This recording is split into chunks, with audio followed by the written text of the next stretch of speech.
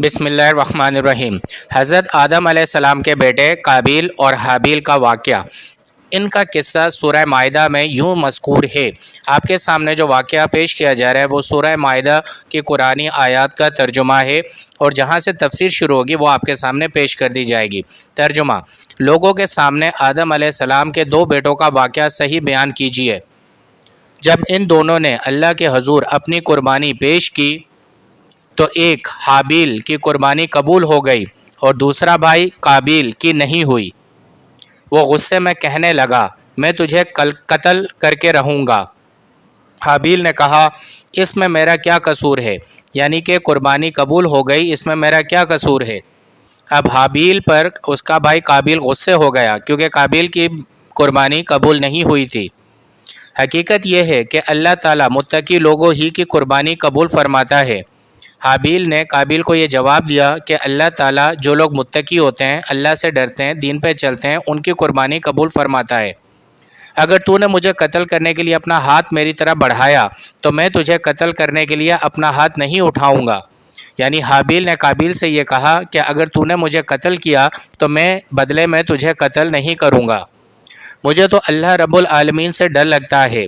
حابیل نے کہا، میں اللہ سے ڈرنے والا ہوں، یعنی جو اللہ سے ڈرتا ہے وہ قتل نہیں کرتا۔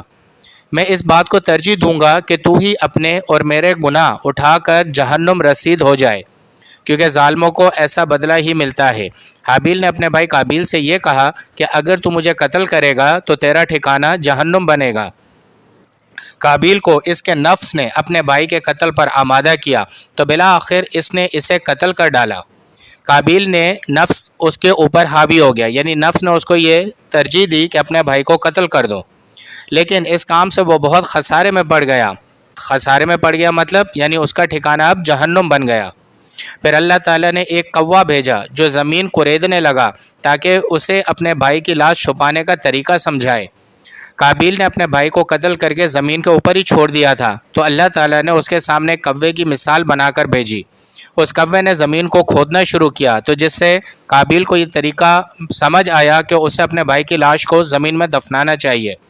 کوے کو دیکھ کر وہ چیخا، ہائے افسوس، میں تو اس کوے جیسا بھی نہ بن سکا کہ اپنے بھائی کی لاش کو از خود دفن کر دیتا۔ پھر وہ بہت نادم ہوا، یعنی اسے اپنی حرکت پر بہت شرمندگی ہوئی کہ میں اپنے بھائی کو دفن بھی نہ کر سکا اور میرا ٹھکانہ بھی جہنم بن گیا۔ یہ واقعہ سورہ مائدہ میں آیت نمبر 27 سے لے کے 31 تک کے درمیان بیان ہوا ہے۔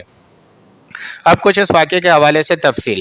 ہمارے نزدیک رائج بات یہ ہے کہ اس قصے سے متعلقہ واقعات مکہ مکرمہ ہی میں وقوع پذیر ہوئے، کیونکہ حضرت آدم اور حضرت حوا علیہ السلام یہیں رہتے تھے۔ اسی لیے روایات میں یہ ہے کہ جب قابیل نے حابیل کو قتل کر دیا تو وہ یمن بھاگ گیا۔ تاریخ طبری میں ہے، قابیل اپنے والد حضرت آدم علیہ السلام سے ڈرتا ہوا یمن بھاگ گیا۔ شہر دمشق کے شمال میں قاسیون نامی پہاڑ میں ایک مشہور غار ہے جسے خونی غار کہا جاتا ہے۔ وہاں کے عام لوگوں کا خیال ہے کہ قابیل نے اس غار کے پاس اپنے بھائی کو قتل کیا تھا۔ یہ واقعہ ہے حضرت آدم علیہ السلام کے بیٹے قابیل اور حابیل کا۔ آپ کا سننے کا بہت بہت شکریہ۔ اس چینل کو سبسکرائب کریں اور ویڈیو کو شیئر کریں۔ اللہ حافظ۔